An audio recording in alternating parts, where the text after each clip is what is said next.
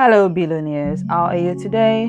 Welcome to another life lessons episode with Queen Billion. Hope you're doing good.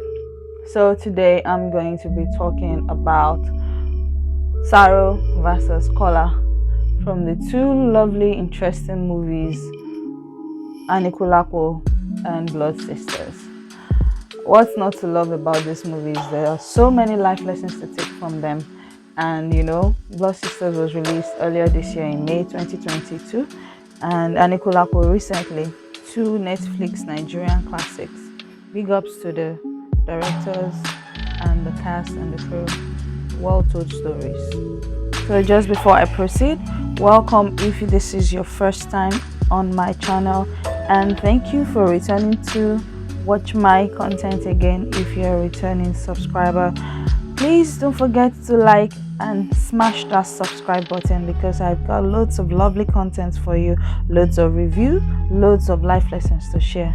So let's get back into the story. Interestingly, the two guys are Yoruba demons.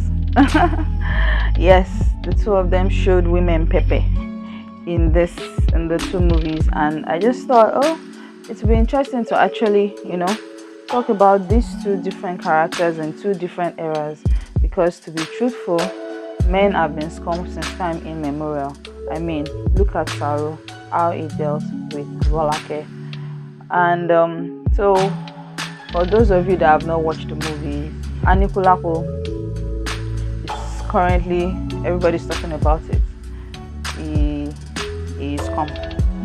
He didn't treat Rolake well because she gave him everything that he became, and he decided to start cheating and started getting married to different women up and down until she got tired and took power back, took away all of his power and his source of wealth.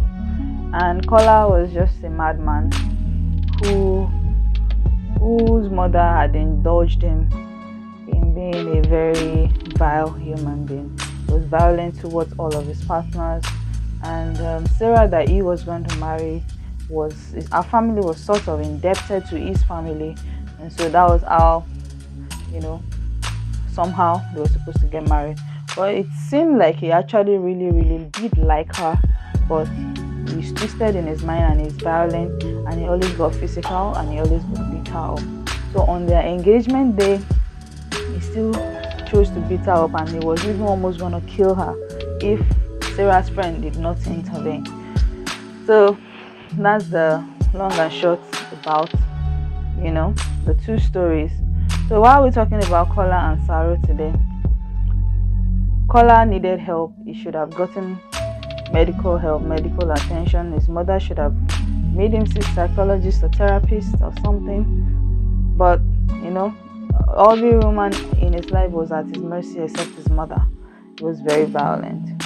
And Saro obviously had a very terrible childhood, and it was obvious he was just trying to make ends meet, but at every turn he was making wrong decisions. He had the opportunity to become the wealthiest Ashofi weaver in Oyo town, and at the end of the day he still missed the opportunity because he was following a woman that actually loves him. So greed destroyed Saro, and he met with his Waterloo. And what about Kola? Impatience and him feeling his ego, him feeling like, I'm stronger than you, I'm better than you, I have money, I have clout, I can get away with anything. That was what ended his life, because if he didn't think that he could get away with murder, why would he even attempt it in the first place? But self-defense got him killed, and even had his head chopped off. So basically, these two characters mirrors a lot of things going on in our society these days. If you're a man and you have anger issues, get help. If you are a greedy person, and work on your greed. Don't be chasing everything that is wearing skirts, because when hell has no fury like a woman's scorn. Just like Rolake, she was scorned and she dealt with him.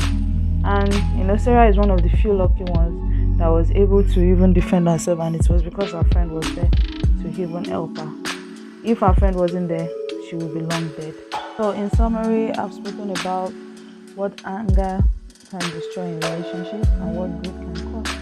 So we need to be self-disciplined. Yes, we need to be self-disciplined so that we can make the right decision. I think Saro turned out to be a very great person, and Kola too could have really had a long, rich life, but as it is. So, what other things do you have to say about Kola and Saro, comparing the characters, and which other movie can you do you have a character that mirrors this kind of craziness? I also remember the American movie Enough, where Jennifer Lopez featured, and she eventually had to go for a self-defense class and had to kill the guy before he allowed her to live her life with her child. So there are movies out there that teaches about the violence of men and how women can actually liberate themselves.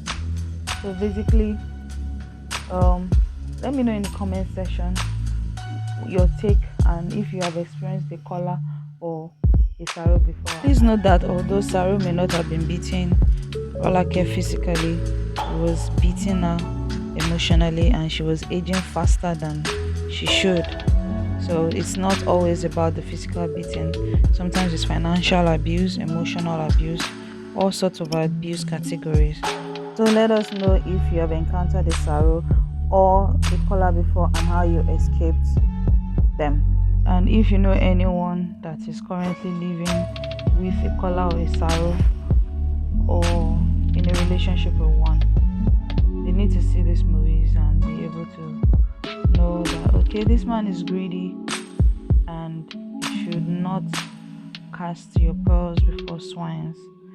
And someone that has a really bad anger issues, it's only a matter of time before they reach boiling point and get you killed. Until next time, it's Queen Billion and I'm signing out.